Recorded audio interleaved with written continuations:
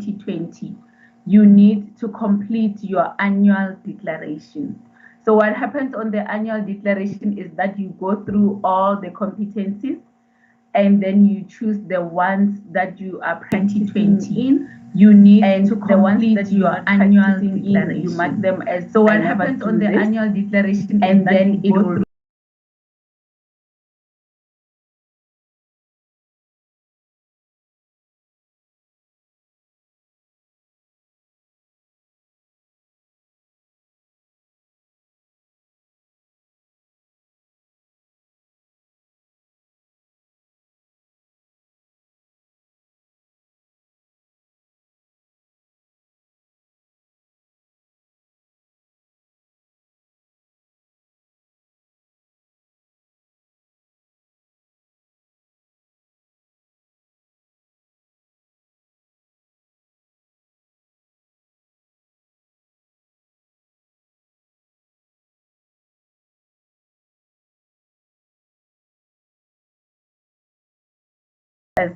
practicing, then you are required to complete a minimum of 6 CPD activities practicing annum. Then you are required to be done on the CPD minimum and of no CPD activities practicing allowed. Then you are required to be done on the minimum and evidence no CPD activities practicing allowed. Then you are required to be done on a minimum.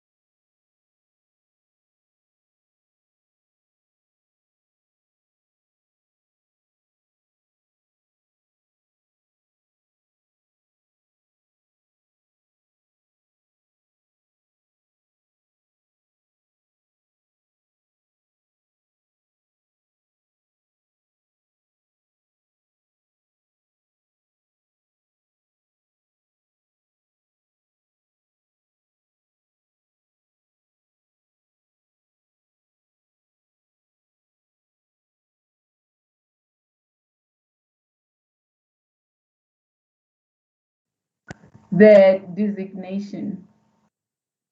So a practicing person is a pharmacist registered with the designation who is providing one or more of the services. A practicing person is a pharmacist registered with the designation who is providing one or more. So even if a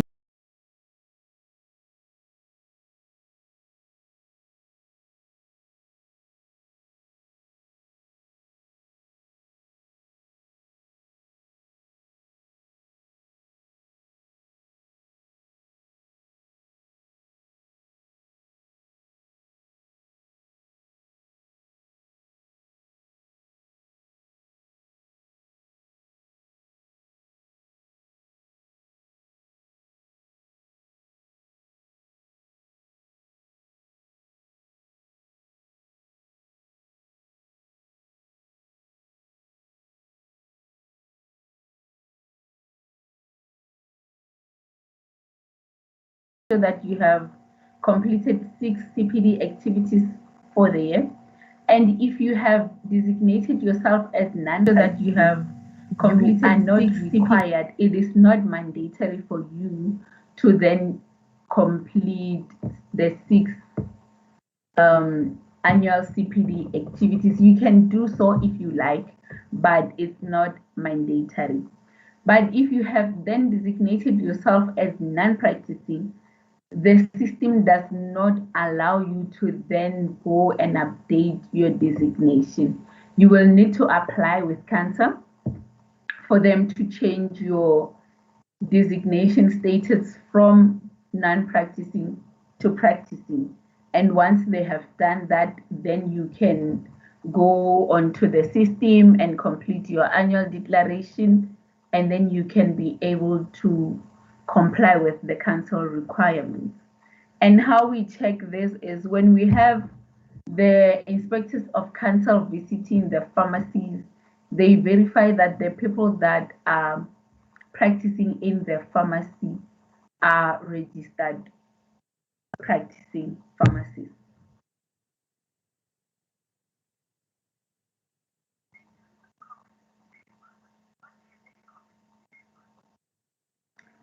CPD essentials. So here is where we take just a few minutes to familiarize ourselves with the competency framework. This is found in the guidance document. And these are the terms that we need to familiarize ourselves with. And then we will discuss the competency standards. The competency standards are divided into the introduction to the domain. This is why it explains to you what is expected of a pharmacist who is practicing that particular domain, or if you would like to familiarize yourself with that particular domain. So I would like to encourage you that before you complete your CPD activities, you then need to familiarize yourself with the competency standards so that you can know which particular ones are related to the acts that you are currently doing, and which particular ones are related to the acts that you are interested in, and it are things that you would like to educate yourself further in, and the acts for your future practice. So the CPDs are not limited to the acts that you are currently practicing. It could be acts that you are practicing, it could be acts that you are interested in to educate yourself, or it could be acts that you would like to familiarize yourself with and prepare yourself for the future. So you need to check, how does the domain apply to you, or how would you like to apply that particular domain? It has competencies, it has the behavioral statements, and the behavioral statements are divided into 3 levels. So these levels depend on your practice levels. So when it says entry level, it does not mean entry level of you as a registered pharmacist, but it's the entry level in that particular field or the particular category of pharmacy that you will be practicing in. So if, for example, myself, I've been at council for quite a while, about 5 years. So if I perhaps need to branch into a different set of practice, perhaps I would like to go and work in manufacturing, I'm going to be entry level there. Whereas where I am, I'm at advanced practice. So it depends on where you have been, what you are familiar with. Then you decide which level of behavioral statements then applies to you.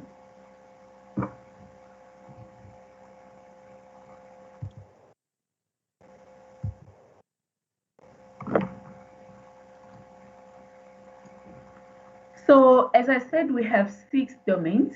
These domains are divided into public health, safe and rational use of medicines and medical devices, supply of medicines and medical devices, organization and management skills, professional and personal practice, education, critical analysis, and research.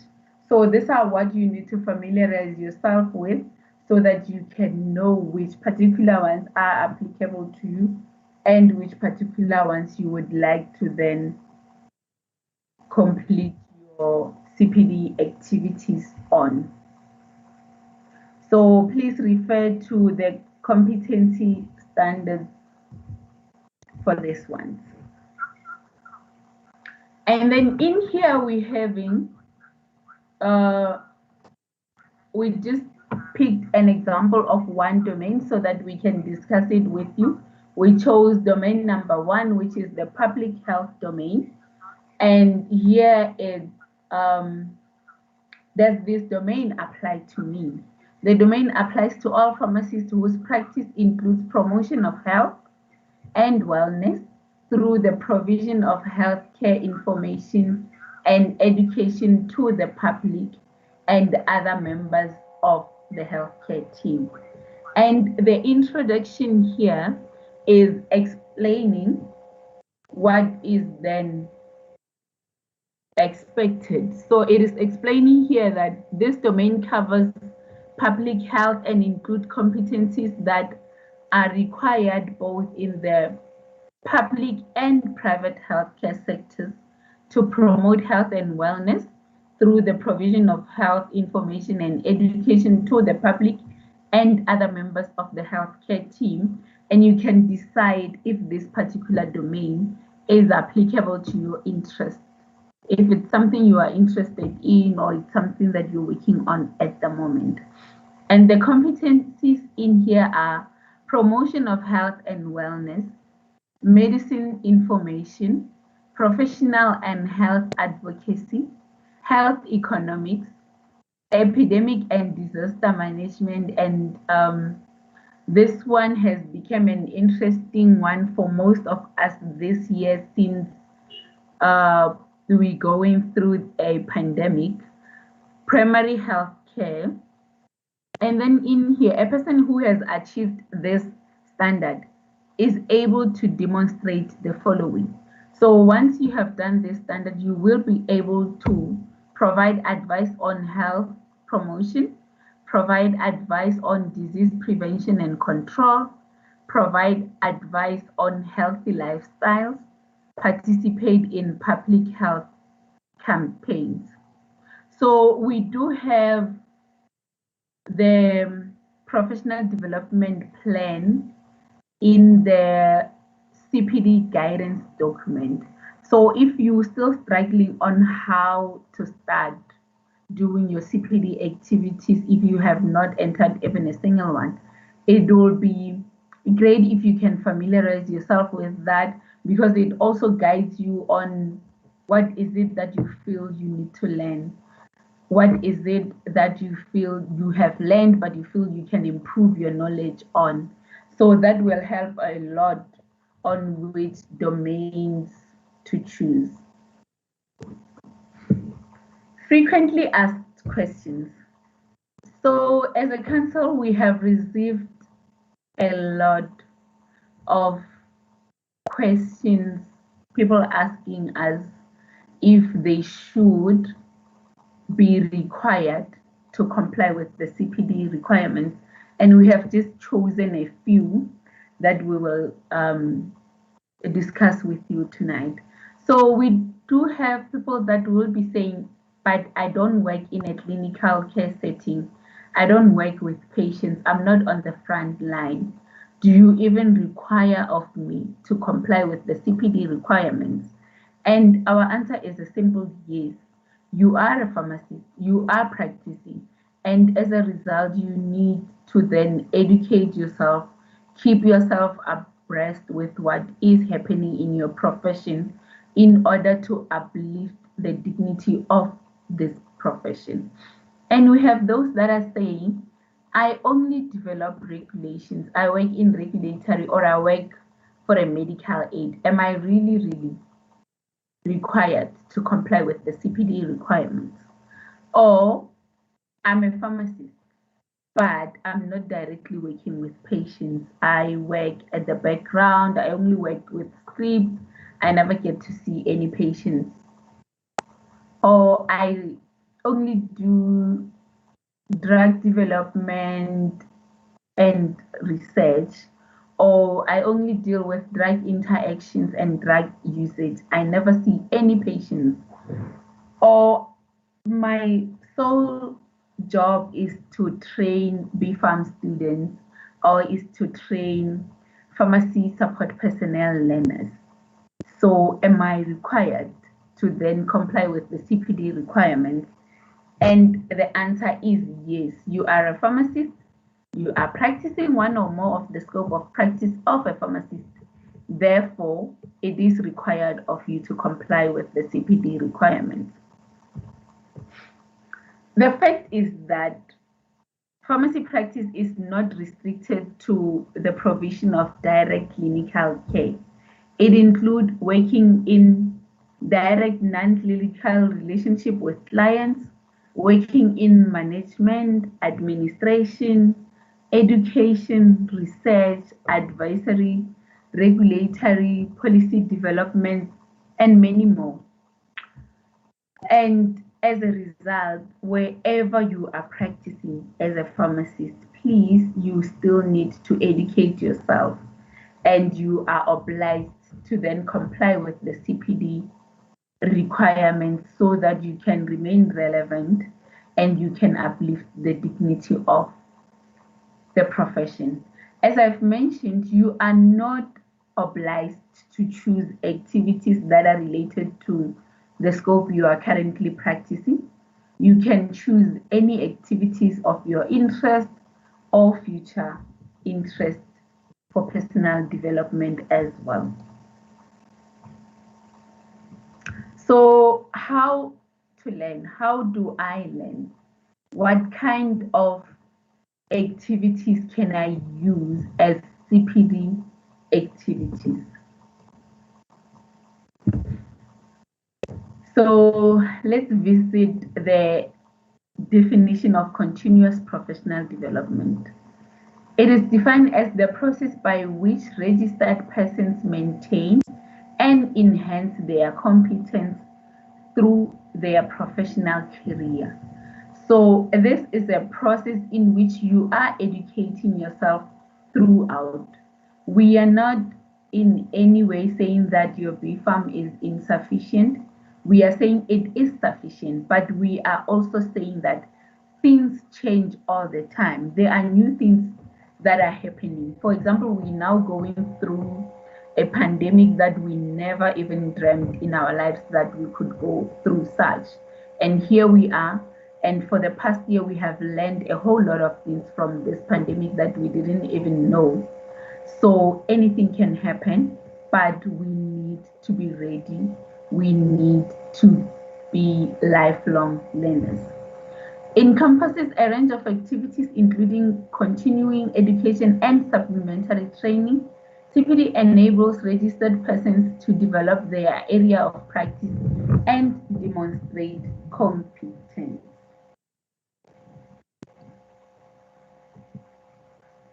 The CPD process, as I've said, that you need to submit 6 CPD entries, and please do not attach evidence. You are not required to attach evidence at all.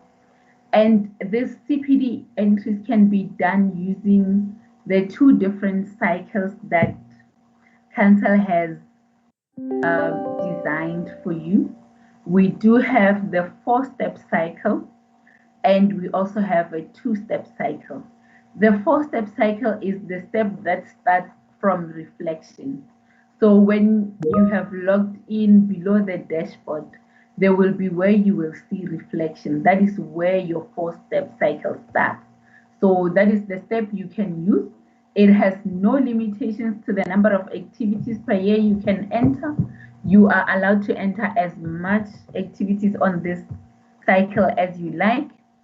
It does require prior planning and outline, because this is, you find where you need to reflect on what is it, which knowledge do you feel you are lacking.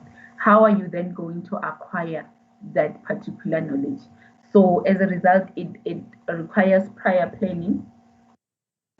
And It allows for submission once you have completed the whole cycle. You can start the cycle at any place, but you will not be allowed to submit if you did not complete all the 4 steps. And then we have the 2-step CPD cycle. This one is limited to only 3 CPD activities. Reason being, it does not require any prior planning. It's something that you were sitting somewhere, perhaps speaking to colleagues or sitting in a webinar like you are today, and you realize I've actually learned something. And then you can use that as your CPD activity. Then you quickly go and enter it. It has the 2 steps. It's the evaluation and implementation step only.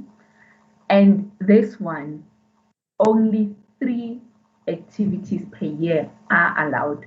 And we do receive calls, people saying, I've entered 3 activities using the 2-step cycle, but it does not allow me to enter more, and you want 6. It will not allow you to enter more. It only allows for 3. You can enter the others using the 4-step cycle.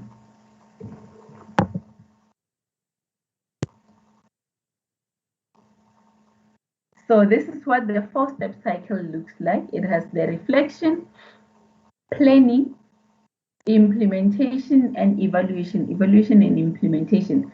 And in a cycle, you can start anywhere, but you need to complete all of it before you can then submit. And then the 2-step cycle looks like this one.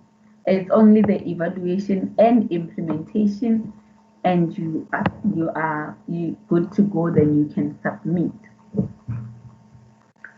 What constitutes a good CPD activity? It should have a learning title, and please make sure that your learning title is not just a copy and paste of the domain or the competency standard. It has to be a title that addresses what you have learned. Your CPD activity must also have the learning need, and here it addresses what knowledge gaps did you seek to then fill. It should have a learning method. This is for the 4-step cycle, a learning method or activity, and this will be either measurable, non-measurable, or structured. We will discuss the learning activities in the following slide so that you can understand then what kind of activities can be used as CPD activities. And then it needs to then have a learning outcome. What have I learned from this activity that I have done, and how did it improve my skills? So the learning activity, we do have the non-measurable learning activities. This could be self-study, it could be a case study, you could attend a conference or a webinar like we are today, or you can speak to a colleague, read an article, and then you can use that as your learning activity. Council does not require of you, it's not mandatory that you register for any short courses so that you can use those as your learning activities. You evaluate your knowledge gaps, and if it does not require you to register for any course at all, then by all means do not. Use what you have, and then you enter your CPD activities. And then if you assess your knowledge gaps and you do notice that they do actually require of me to then enroll for a short course, then you can enroll for a short course, or you can review an article, or if you're invited as a guest speaker perhaps at a conference and you prepare yourself for such, then you can also use that as a CPD activity, and then you enter there what you have learned from that process. And then that is the measurable ones, and the short courses in here are those that are less than 6 months in duration. And for courses that are 7 months or more in duration, we call them the structured learning activities. This can be a diploma or postgraduate studies. And from this one, you will definitely get more than one CPD activity because you will be learning different things. You will be filling in different gaps, and it could possibly be a variety of activities throughout all the domains. So by all means, if you are registered for a short course or for a postgraduate course or diploma, you can use that for more than one CPD activity. And then portfolio of evidence. This is what Council does not require you to upload on the CPD system, but you are required to keep the evidence in case then Council requests it of you. It needs to be current, so it needs to be for that current year. If it's for 2020, it will then need to be for 2020. We can be asking you for evidence for 2020 and you give us things you learned in 2018. You are required to learn each year and make sure that the evidence is current, it's valid, it's relevant to the particular CPD activity that you would have uploaded. But please, please, please do not upload your evidence on the system.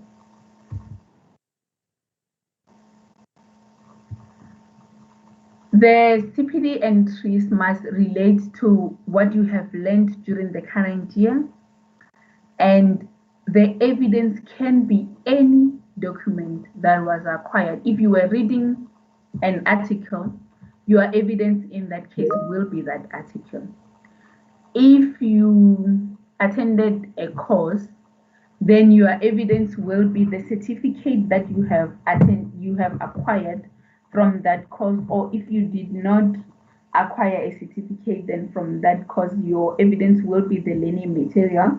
Or if you have developed a course, your certificate will be the learning material that you have actually developed. So your evidence can be anything. So let's say you developed a standard operating procedure and you have learned from it.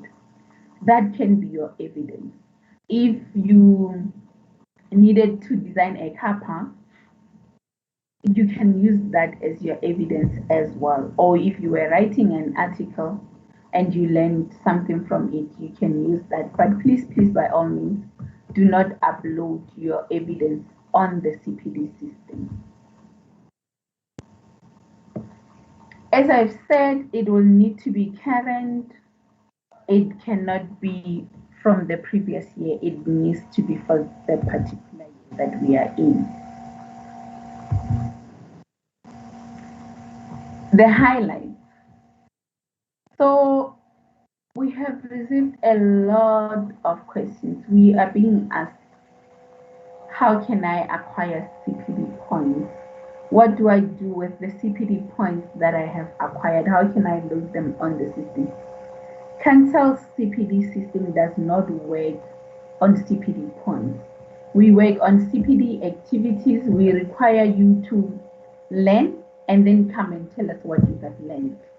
We don't actually require then for you to go and acquire the CPD points. And there are no third-party entries that are allowed. So you cannot give somebody your login details and request them to do your CPD activities for you. That is confidential, and as a result, you cannot share it with anyone. It is a punishable offense by the Professional Contact Unit of the South African Pharmacy Council.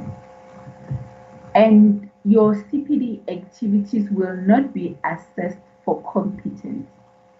So Council will not go and assess your CPD activities the way we do for the interns. That is for the intern year, and at the moment we're not requiring that from the pharmacist. We do assess your CPD activities, but only for compliance. So at the moment, what we need from you is for you to complete your annual declaration, complete your CPD activities, and that is it. You will be compliant for that particular year. And one more important thing is that non-practicing pharmacists cannot practice none of the acts pertaining to the scope of practice of a pharmacist. As a result, we do not expect to find a non-practicing pharmacist operating in a pharmacy. And another thing, the last highlight is that we as council encourage lifelong learning, and this is to uplift the dignity of the profession, to keep us educated and abreast with the new information.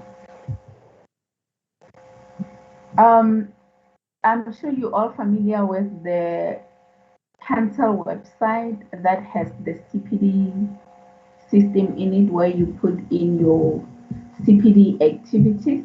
But council also launched the registration app, and this registration app has in it the CPD system.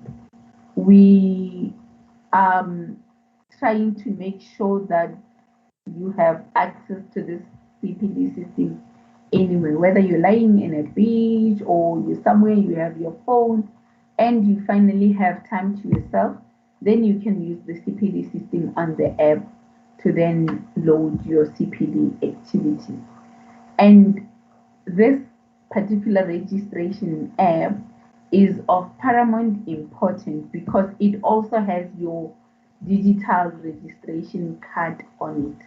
Council will no longer be issuing the physical small cards.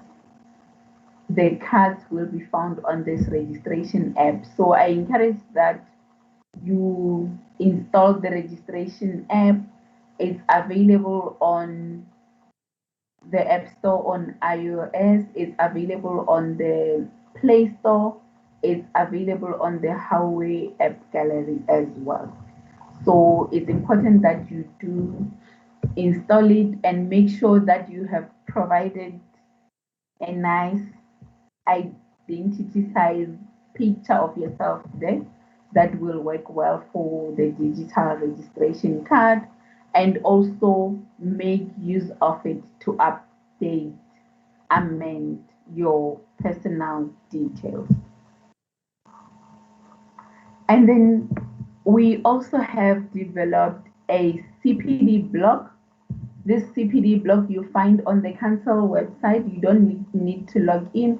You just go on www.sapc.za.org/CPD blog, and this is where we then put in news regarding the CPDs, and we also educate you on what to expect on your CPD activities. And council also has a YouTube channel. I'm sure some of you are listening from me from the YouTube channel right now, the Facebook, and an Instagram. It's at SAPC official and it's available to you. Please make use of it. I would like to open for questions, but before I do that, I wanted us to then first go through the questions that we have received before, but I'm not sure if you would like a 5 minutes body break before we can do that, or if we can just continue.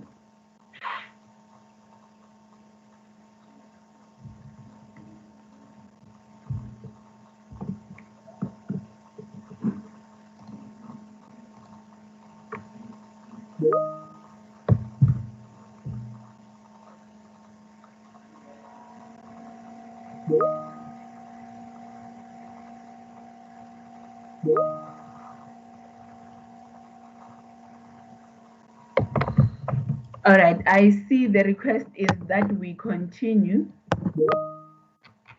So I'm going to quickly display the the questions that we have received during the day, and sometimes last week, so that we can tackle them first, and then after that we can open the floor then for questions.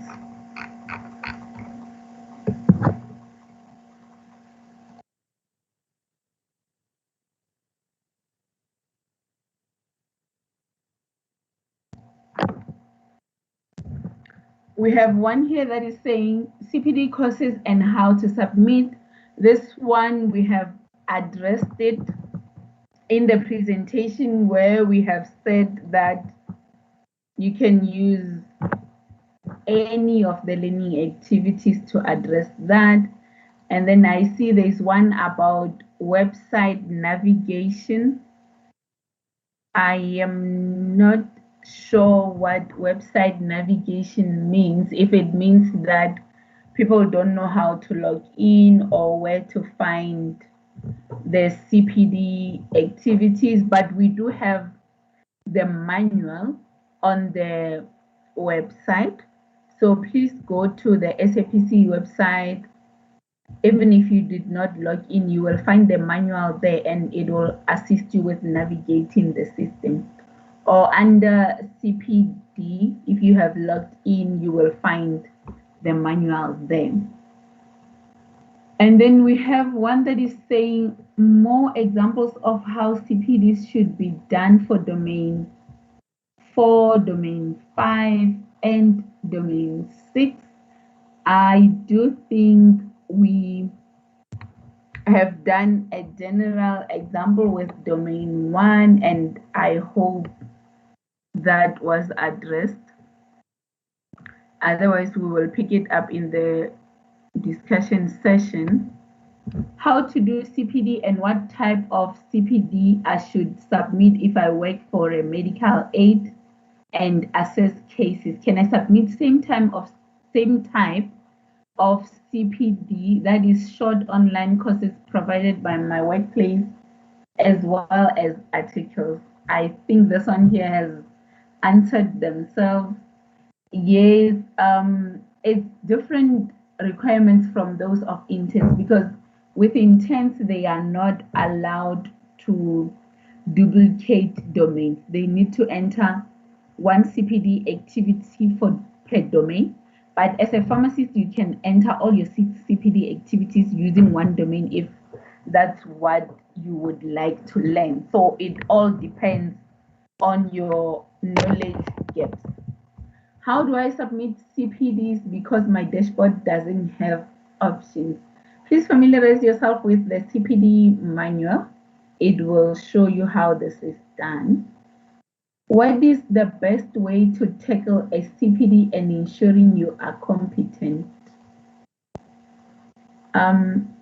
We did mention that you will not be assessed for competence, but for compliance.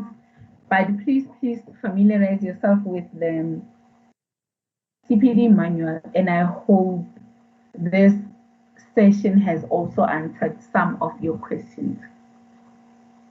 Basics, what is expected and how to submit. I think we have answered that.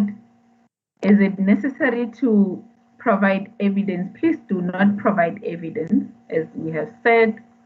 How detailed should the write-ups be? The CPD cycles do provide for a maximum number of ways. So please make sure that you use only the required number. The different categories to choose from when deciding which aim was accomplished can be confusing. It will be beneficial to elaborate on them.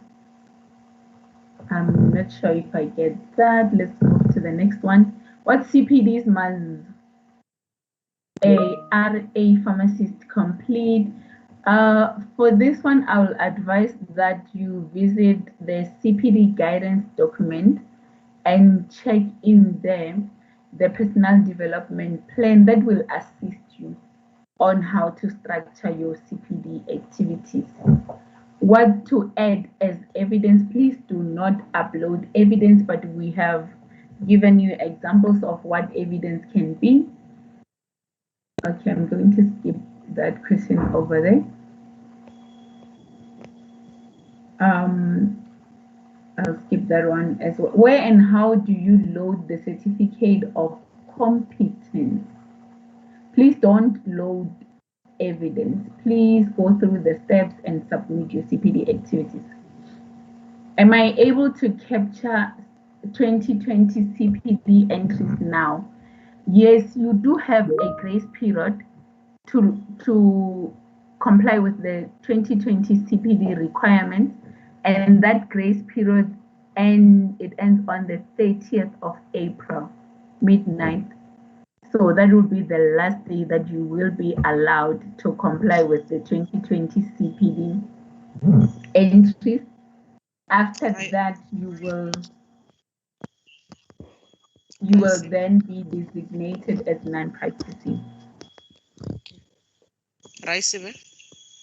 Yes, ma'am. Thank you. Evening, colleagues. Just to give a break from this one, I think some of the questions, yes, we'll take highlights, but also answer them in the frequently asked questions, which we will paste on the blog, perhaps. I see some hands are up, so I like all these questions. They're very valid, but perhaps we can also package them nicely in the CPD blog. Not that you shouldn't answer them, but I see there's a hand from Mr. Albert Glass. The hand has been up and I noted a question on the chat box. So I will allow Raisibe to maybe attend to those, just to give a break from the ones that are there on the page. Mr. Glass? Or Albert, there's a name, Albert Glass. You're free to talk.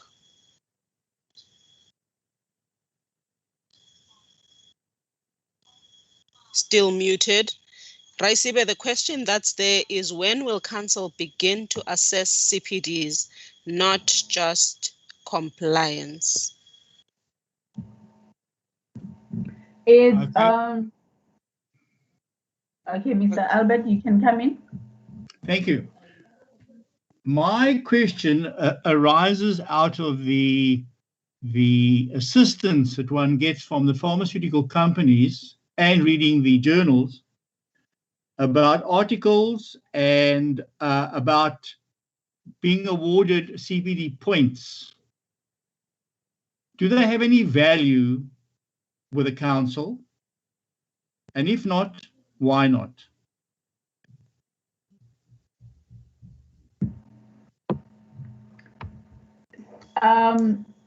Council does not require for you to get CPD points, but if you are learning, you can use any learning platform as your way to learn. So if the certificate you are acquiring, you are learning things from it, then by all means you can do so, but it is not mandatory.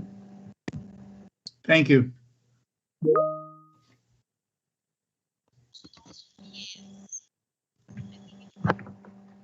Okay, and then I'll answer the question to when will council begin to assess CPDs. Council was of the opinion, this was after the promulgation of the regulations in 2019, that perhaps let's hurry up slowly, for lack of a better word, and have the profession getting used to using the system. Because remember, once you start assessing for whether it's correct or not, then it starts being punitive. You have to correct, you have to mark, and all those things. So council said, let the profession start getting used to the system, that there is the CPD that is required. Let pharmacists go into the system and start submitting, and then at this stage, council will then just check that a person is compliant. And what does compliance mean? We've submitted our annual declaration and our 6 CPD activities. That's what compliance is talking to. A council will, by way of board notice, announce when there is a change over from assessment from compliance to competence, or you are yet competent or not yet competent, or have passed or not passed an entry. So council did not want to just at face value to just start at that point of saying, let us mark, let us mark the CPDs and see if people are passing or are not passing. There is a question that is asked, when will pharmacist assistants, I presume that's what PAs mean, be required to complete CPDs? As soon as the competency standards for pharmacy support personnel have been approved for implementation, council will start assessing or rather requiring PAs to submit CPDs. Where is the stage of the competency standards for PAs now? In the May meeting of council, we are taking in the draft of the competency standards for pharmacy support personnel, which will go out to the profession to comment. That will be the first step that is going to happen from the month towards the end of May, beginning of June. We request that you do comment, read that document, comment extensively. It has been, we're hoping that council will then put that through. It has gone through all the structures of council, task teams, etc., to the committees. Now it's at full council. After that, once the comments are received and are addressed and have been taken into the final document, then council will approve those for implementation. We are hoping that that will happen by October of this year. Once that happens, we will announce by way of board notice that it is now mandatory for pharmacist assistant or pharmacist support personnel to submit their CPD as pharmacists are, and the number will still be 6 even with pharmacist assistant. I hope I've answered that question. And lastly, from my side, and I'll let Raisibe run with the rest, why are we the only health professional body using this system rather than using points? Well, I guess we would have to go back to discussions of council of some of years back, maybe decades back, of why council has elected to use the learning rather than submitting points. And it is for a simple reason that learning, yes, we copied the UK system, and thank you for that comment, but also learning is not about acquiring a mark. It's about what it is that you have learned. And I'm going to bore individuals that have heard this story a little bit, that as in summary, my father says to me after I finish my BPharm, says, you can give me the certificate. The certificate belongs to me. I paid for your degree. You can keep the knowledge in your head. And please go and use it very wisely up until you go down the grave, because that's the profession you chose to use. And so that is the stance of council, that you do not prove a learning by a point, but what is it that you have done, and how do you then, how do you become better at practicing the scope for which you have been registered for? Raisibe, I'm handing over to you for the other questions. Must CSPs complete CPD entries is the question. Thank you, Zianda. And also on why are we the only health care board professional that is not expected to do CPD? Council also opted to save us money, because obtaining CPD points then requires you to register for courses upon courses and pay for that. So they thought, as much as we will still learn anyway, but they opted to save us money because they do understand that we are learning on our day-to-day basis. Then we should as well save money on that. Must CPDs complete CSPs? Oh, yes, they are also pharmacists, community service pharmacists are pharmacists from the day they register as such. So as a result, they are required to comply with the CPD requirements. Just downloaded the SAPC app, very user-friendly and professional. Great job on the SAPC. Thanks, SAPC. Thank you for the feedback. Much appreciated. Knowledge determines competency. Thank you, Natalie. Points are only obtained for educational articles. Education is only one of 6 domains. The other domains include applying those skills and knowledge into daily activities. Thank you so much, Mohammed. That's a great response. We will go back to the floor for questions. I can't see your name. 2006 24420. Hello. Please ask the question. Yes, hello. Yes. Evening, my name is Nwebetlo. Yes, so you can. Okay. I wanted to know, like, if you are studying maybe a postgrad qualification, say for the sake of argument, you are doing MBA, are you obligated to complete the CPDs? Or you can use that in any way as part of the CPD? I'm not sure if I understand what you mean, or if you missed the part where we have said if you have registered yourself for a course, a postgraduate course, you can use what you have learned to complete your CPD activities if it's related to the domains and related to the scope of practice as a pharmacist. Yes, you are still obliged to go on the CPD system and choose a domain that is relevant to that particular course you are studying and complete your CPD activities based on that and use that as part of your portfolio of evidence. Okay. Thank you very much for your response. I think I missed that. I had problems with connection at some point. All right, sir. Thanks.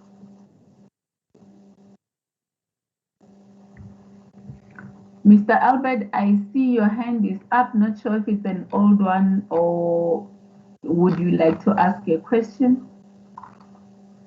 Well, you say it's an old question. I'm an old hand at the profession too, but I didn't. I must. I'm going to take my hand down because it's a tired hand. Thank you, sir.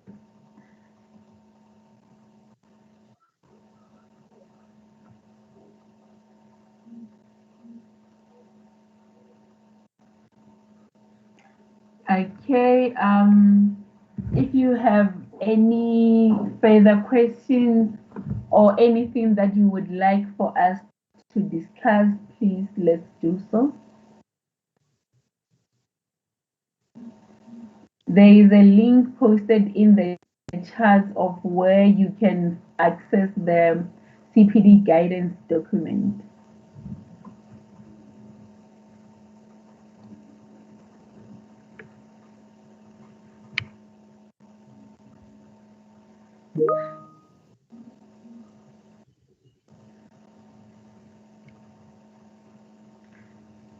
And then I see the question that is saying, I missed the part of the deadline for 2020 CPD activities. Can somebody please assist?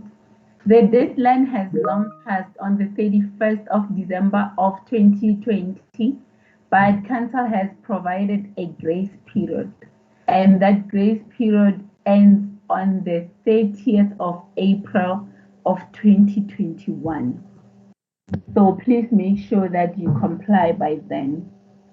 And I see the one that's saying, thank you very much for the informative session. This has been great, a great initiative by the SAPC and a valuable information sharing session. Thank you, Andrea. We really appreciate.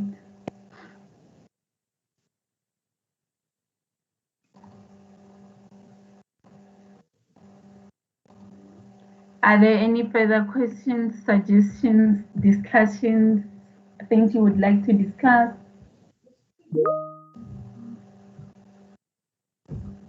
We have a question from Facebook. I have submitted 6 CPD, but on the app, it would seem I'm non-compliant. I'm still not sure after your presentation why my submission is not recognized. Natalie, can we please get their P number so that we can check what is going on? But all the CPD activities are recognized whether they are submitted on the app or on the website.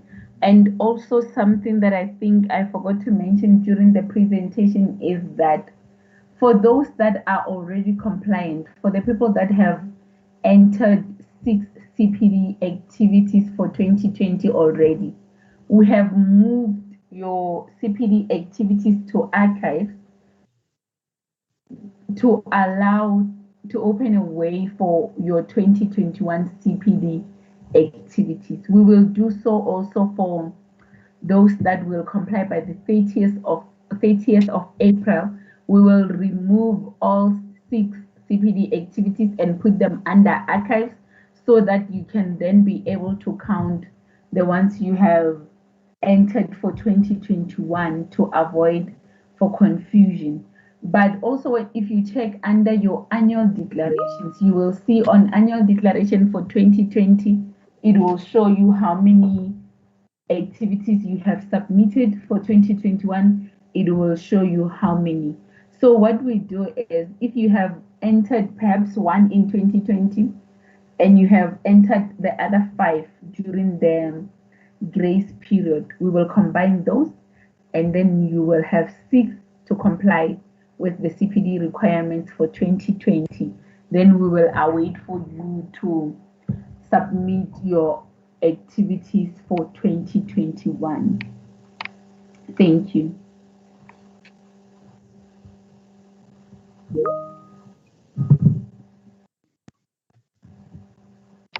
And then we will be having a series of these master classes. We have a few more coming. We have one on Wednesday, we have on Thursday, we have next week, Tuesday, Wednesday, and Thursday. So if you do know people that have missed this one, please encourage them to then put their names up for the upcoming ones.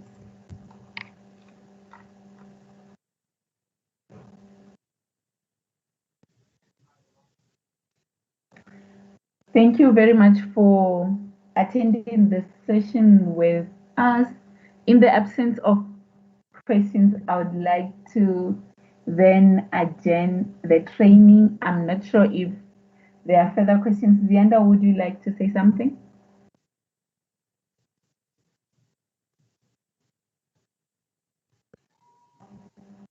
Mr. Albert, I see your mic is on. Would you like to say something? No, I just, all I'd like to say is these sessions are invaluable, particularly for my generation who were maybe not born with a computer in their hands.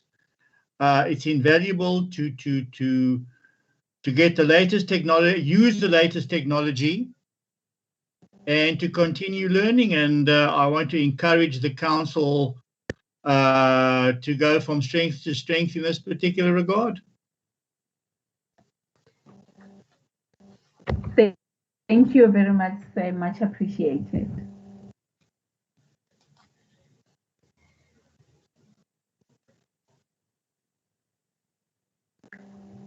Thank you very much. We will make the presentation available to you on the website, and this is also recorded on our YouTube channel. It's also available on Facebook, so you can still watch it at any other point. It will be available there. Thank you.